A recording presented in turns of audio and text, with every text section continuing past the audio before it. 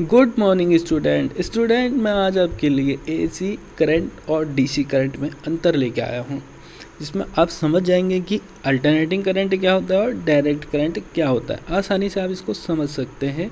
आप ध्यानपूर्वक सुनिए और आप इसको आसानी से समझ सकते हैं कि अल्टरनेटिंग करंट क्या है और डायरेक्ट करंट क्या है। एसी करंट और डीसी करंट, एसी करंट और डीसी करंट में अंतर आपको बिल्कुल सही से आप समझ जाएंगे। तो आज हम स्टार्ट करते हैं इसको कि एसी करंट क्या होता है, डीसी करंट क्या होता है। तो फर्स्ट जो हमारा यहाँ पर टॉपिक है ये है अल्टरनेटिंग करंट और सेकंड टॉपिक जो है वो है डायरेक्ट करंट। तो अल्टरनेटिंग करंट, अल्टरनेट माने होता है कि ऐसा करंट जो क्या कर रहा है कि अपनी दिशा को परिवर्तित कर रहा है। मतलब एक साइड इधर को चल रहा है क्लॉकवाइज और एक साइड एंटी क्लॉक चल रहा है, तो ऐसे करंट को हम बोलते हैं अल्टरनेटिंग, मतलब परिवर्तित होने वाला, मतलब चेंज होने वाला करंट जो होता है वो अल्टरनेटिंग करंट कहलाता है। और दूसरी बात करें डायरेक्ट करंट की, तो डायरेक्ट करंट मीन्स डायरेक्ट ही एक दिशा में चलने वाले करंट को हम बोलते हैं डायरेक्ट करंट। जो एक दिशा में समय के साथ डायरेक्ट सीधे चल रहा है तो उस करंट को बोला जाएगा हमारा डायरेक्ट करंट। ठीक है, हम फर्स्ट में हमको जो भी हमको देखना होता है, जो भी हमको समझना होता है, पहले हमको उसका टॉपिक ही समझना होता है। टॉपिक ही मेन है, फिर जब हम उसको समझते हैं तो फिर हम बाद में हम इजीली सब चीज़ समझ जा सकते हैं। तो फर्स्ट आप इसकी बात करें तो फर्स्ट में कह रहे हैं, फर्स्ट वाला जो इसमें है ये कह रहे हैं कि इसकी पोलैरिटी लगातार परिवर्तित, एसी करंट की बात कर रहा है, इसकी पोलैरिटी लगातार चेंज होती है। तो दोस्तों एसी करंट जो रहता है, एसी की जो वेव्स होती है, एसी वेव्स फॉर्म में होता है, वेव फॉर्म में होता है। तो एसी वेव फॉर्म में होता है तो वो एक साइड को प्लस चलता है और एक साइड उसको नेगेटिव चलता है। इधर को पॉजिटिव चल रहा है, इधर नेगेटिव चल रहा है, तो इसकी पोलैरिटी परिवर्तित होती है। पोलैरिटी मतलब ये कि प्रभाव जो है इसका, पोलैरिटी मतलब उसमें जो मैग्नेटिक गुण है, पोलैरिटी पोल मतलब पोल एन और एस की बात चल रही है, तो पोलैरिटी इसमें परिवर्तित होती रहती है। मीन ये कभी प्लस में चलता है, कभी नेगेटिव चलता है, कभी पॉजिटिव और कभी नेगेटिव चलेगा। पॉजिटिव, ये इधर पॉजिटिव चल रहा है और इधर नेगेटिव, मतलब दो साइड में चलेगा, तो ये इसको बोलेंगे हम पोलैरिटी चेंजिंग होती है। ठीक है, और इधर हम डायरेक्ट करंट की बात करें तो डायरेक्ट करंट में बोल रहा है कि पोलैरिटी स्थिरांक रहती है। मतलब जो डायरेक्ट करंट है, ये डायरेक्ट करंट, इसमें क्या होता है कि ये जो करंट है ये प्लस साइड में वो भी डायरेक्ट ही सीधे चलता है, तो इसकी पोलैरिटी जो रहती है स्थिरांक मतलब स्थिर रहती है, एक ही रहेगी। कहीं इसका पोल एन है तो उधर एन ही रहेगा, यदि एस है तो उधर एस ही रहेगा, वो चेंज नहीं होगा। लेकिन क्यों वो चेंज नहीं होता है, इसका कारण यह है कि जो कि डायरेक्ट करंट है वो समय के साथ परिवर्तित नहीं होता है, वही रहता है, चेंज नहीं होता है, क्योंकि उसमें फ्रीक्वेंसी भी नहीं होती है। फ्रीक्वेंसी का मेन होता है कि फ्रीक्वेंसी जितनी हमारे जो फ्रीक्वेंसी होती है वह हमारे केवल जो फ्रीक्वेंसी की बात करें तो केवल हमारी एसी करंट में ही होती है, डीसी में कोई फ्रीक्वेंसी नहीं होती है। फ्रीक्वेंसी का मीन्स है कि इस साइकिलें जो चल रही है, ये एक साइकिल है, ये एक सेकंड में कितनी साइकिलें हो गई, एक सेकंड के अंदर जितनी साइकिल होंगी, ये साइकिल जितनी होंगी उसी को हम बोलते हैं फ्रीक्वेंसी। भारत में 50 हर्ट्ज फ्रीक्वेंसी है, भारत की फ्रीक्वेंसी 50 हर्ट्ज है और अमेरिका की 60 हर्ट्ज है। ठीक है, और फ्रीक्वेंसी डिपेंड करती है, फ्रीक्वेंसी का फॉर्मूला आप ये होता है Pn/120, मतलब डिपेंड करती है पोल्स, P माने पोल पर डिपेंड करती है कि अल्टरनेटर में कितने पोल हैं, N उसका रोटेशन कितना है उस पर डिपेंड करती है। और नेक्स्ट इसमें देखते हैं दूसरा, इसमें जो हमारा, तो ये समझ में आ गया आपको कि जो हमारा एसी करंट है उसमें तो पोलैरिटी चेंज होती है और डायरेक्ट करंट में पोलैरिटी चेंज नहीं होती है, वो फिक्स रहती है। क्यों? क्योंकि अल्टरनेटिंग करंट अपनी दिशा परिवर्तित करते रहता है और डायरेक्ट करंट कोई भी दिशा परिवर्तन नहीं कर रहा है, इसलिए उसकी पोलैरिटी चेंज नहीं होगी। पहला टॉपिक हो गया। अब दूसरा टॉपिक देखें तो दूसरा टॉपिक में क्या कह रहा है कि सर्किट में बहने वाली करंट को हम निम्नलिखित अनुसार निकाल सकते हैं। जो मतलब ये जो हमारा एसी सर्किट है, एसी सर्किट की जो करंट निकालनी है उसको हम कैसे निकालें। तो एसी सर्किट में रेजिस्टेंस नहीं होता, उसमें इम्पीडेंस होता है, जेड से हम इसको करते हैं। और जेड बराबर जो होता है, जेड बराबर यहीं दिया है इसमें, ये R² √r² plus XC minus XL का होल स्क्वायर हो सकता है। इसको XC आगे भी हो सकता है, पीछे हो सकता है, कोई इस पर ये नहीं है। यदि ये आगे जब जो ज़्यादा मान रहेगा, या XC का मान ज़्यादा है तो ये इधर आ जाएगा, और XL का मान ज़्यादा है तो वो इधर आ जाएगा। ठीक है, तो इसको मान हम रख सकते हैं, क्योंकि एसी सर्किट में 3 लोड होते हैं, रेजिस्टिव लोड, कैपेसिटिव लोड और इंडक्टिव लोड। तो रेजिस्टिव लोड को हम R से करते हैं इंडिकेशन, और इंडक्टिव लोड को XL से करते हैं, इंडक्टिव रिएक्टेंस को, और कैपेसिटिव रिएक्टेंस को XC से करते हैं। तो ये इसका टोटल हमको इसमें आई निकालना होता है एसी करंट में, एसी सर्किट में। तो इस टाइप से हम आई निकाल सकते हैं। और डीसी सर्किट का हमको आई निकालना है तो उसके लिए फॉर्मूला यही है, ओम्स लॉ का। हमारा ओम्स लॉ चलता है डीसी पे आई बराबर ये V/R से हम इसका करंट को आसानी से निकाल सकते हैं डीसी सर्किट की। ठीक है फ्रेंड, अब नेक्स्ट आप देखते हैं कि पावर सर्किट जो होता है, इसमें पावर सर्किट में पावर फैक्टर निर्भर करता है। ठीक है, पावर फैक्टर निर्भर करता है। इसमें जो पावर जो हमारी होती है एसी सर्किट में, जो पावर होती है उसको वो डिपेंड करता है कि पावर कितनी है, वो पावर फैक्टर पर डिपेंड करता है। पावर फैक्टर जो होता है हमारा एसी के लिए वो 0 से लेके 1 तक होता है पावर फैक्टर का वैल्यू। तो इसमें दिया है, देखो हमको पावर ये दिया, हमको पावर निकालनी है, वाटेज निकालना है, तो W बराबर होता है V/I cos फाई होता है। तो cos फाई की ही वैल्यू हमको पता हो, जो cos फाई की वैल्यू है वही हमारी परिवर्तित होती रहती है एसी सर्किटों में। एसी सर्किटों में cos फाई की वैल्यू 0 से लेके 1 तक होती है। ठीक है, या अब इसको हम कैसे कहें कि ये पावर फैक्टर इस पर डिपेंड कर रहा है, तो पावर फैक्टर डिपेंड कर रहा है, तो इसके लिए हम देखें, यदि वोल्टेज हमारा 220 है और करंट 1 एम्पियर है और cos फाई का मान 1 है, तो इस समय हमारी टोटल जो पावर रहेगी वो रहेगी 220। ठीक है, 220 रही, जब पावर फैक्टर का मान cos फाई का मान इस समय 1 था। यदि cos फाई का मान 0 से लेके 1 तक होता है, कह रहा हूँ, तो यदि cos फाई का मान कम हो जाता है, मतलब मान लेते हैं cos फाई का मान 0.5 हो गया, तो cos फाई का मान 0.5 हो गया, तो 220 वोल्टेज है, करंट 1 ही एम्पेयर है, और cos फाई का मान हो गया हमारा 0.5 हो गया। तो अब ये इसमें टोटल कितना हो जाएगा, 110 वाट हो गया है।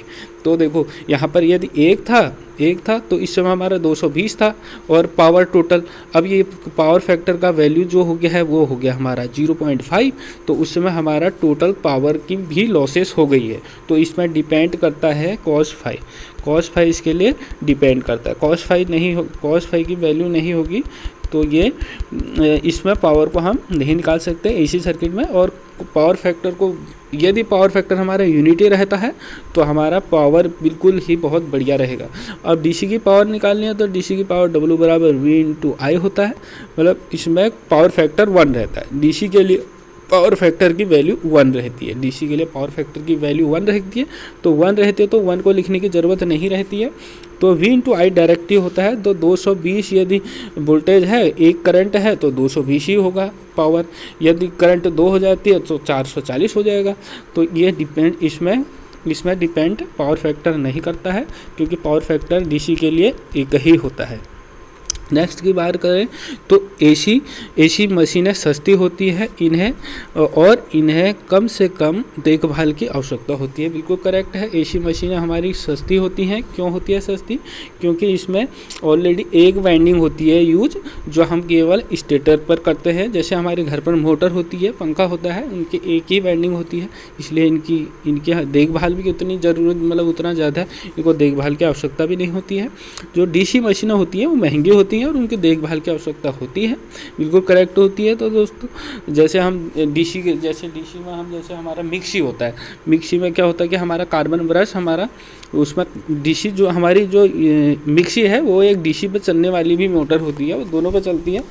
वैसे बेसिकली हम उसको एसी पर ही चलाते हैं, डीसी पर भी चलती है वो, तो उसको दोनों के अनुसार बनाया गया है। तो उसमें कार्बन ब्रश जो लगता है वो समय के अनुसार फिर उसमें वो ख़राब हो जाता है, मतलब घिस जाता है, तो फिर उसे चेंज करना पड़ता है। इसमें ये दिक्कत है।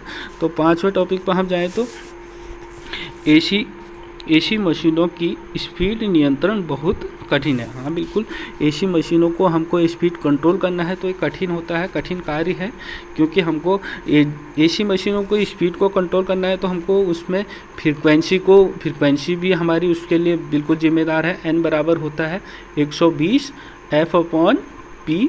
तो इसको हम जब हमको स्पीड को कंट्रोल करना होता है तो एक तो हम जब बढ़ाते हैं तो एन तो डायरेक्टली प्रोपोर्शनल एफ के है, तो एफ से हम बढ़ा सकते हैं। एन बराबर होता है 120 F/P। पी पोल है और एफ जो है फ्रीक्वेंसी है। यदि हम एफ फ्रीक्वेंसी बढ़ा तो सकते हैं, फ्रीक्वेंसी बढ़ाएंगे तो बढ़ेगा, और यदि पोलों की संख्या को बढ़ाएं, पोलों की संख्या जब बढ़ाएंगे तो ये स्पीड हमारी इसकी स्पीड बढ़ जाएगी। पोलों की संख्या कम करें, यदि कम करेंगे तो पोलों की संख्या तो एन हमारा जो है ये बढ़ेगा।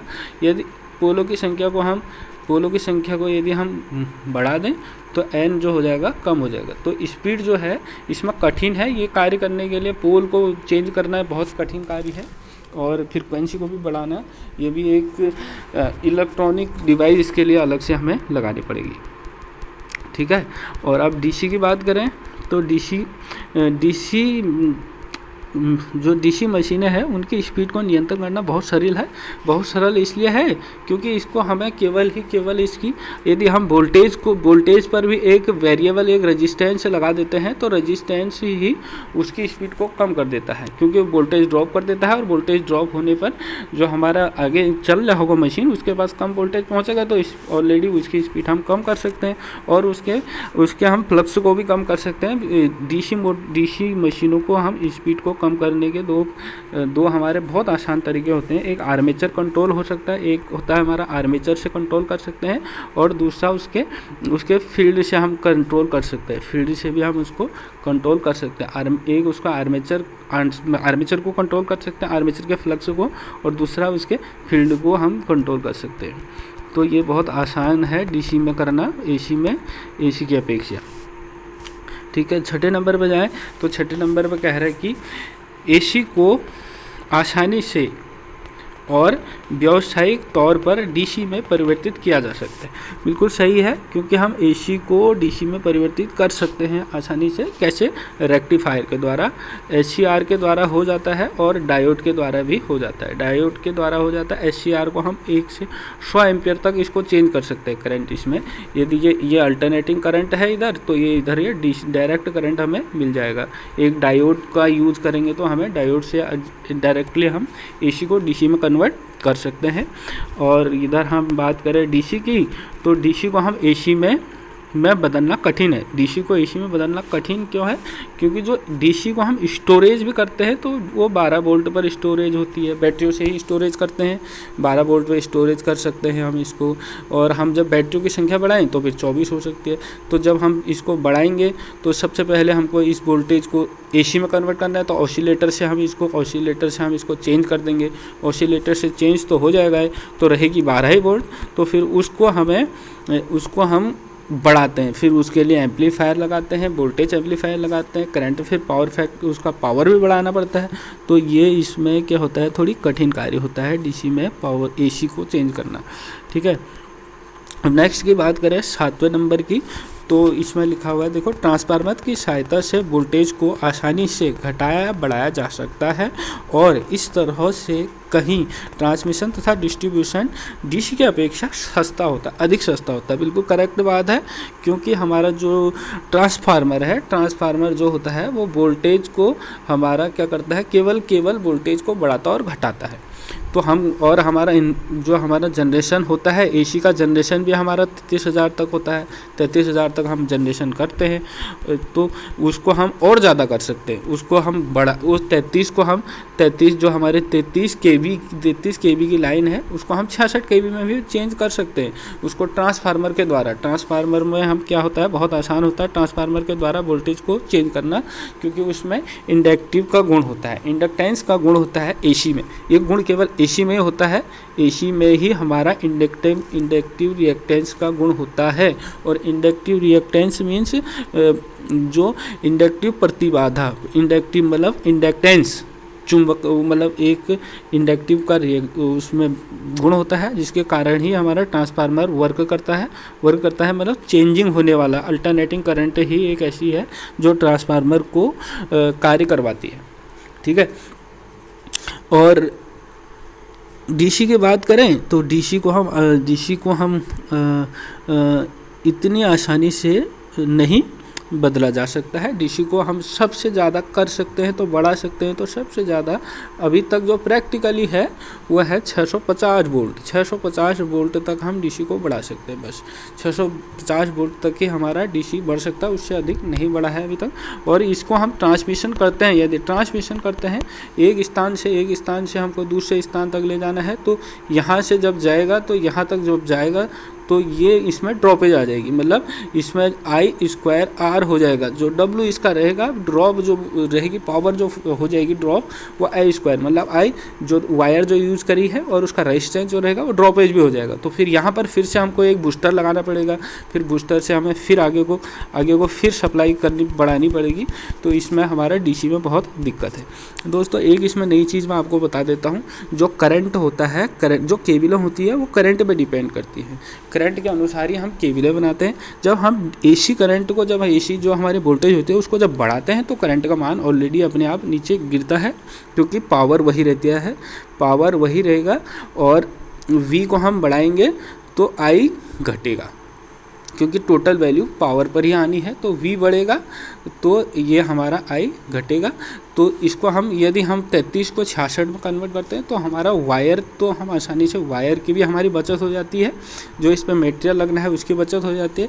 लेकिन डीसी में ऐसा नहीं है। डीसी में क्योंकि डिपेंड करता है करंट वायर पर, अब करंट जो रहेगा जितनी वो रहेगा अब इसमें फिक्स रहेगा। तो डीसी के लिए हमको केबलें भी उतनी ही यूज़ करनी पड़ेंगी। एसी के लिए हम केबलों का हमारा क्या हो जाता है, हमारी बचत हो जाती है एसी में। तो दोस्तों आपको वीडियो कैसा लगा इसको ज़रूर बताएं मेरे को, और कैसा ये कमेंट्स करें। ठीक है दोस्तों, तो आज यहीं पर ही ख़त्म करते हैं। तो नेक्स्ट टॉपिक लेके आता हूँ मैं आपके लिए एक वो नया वाला, एक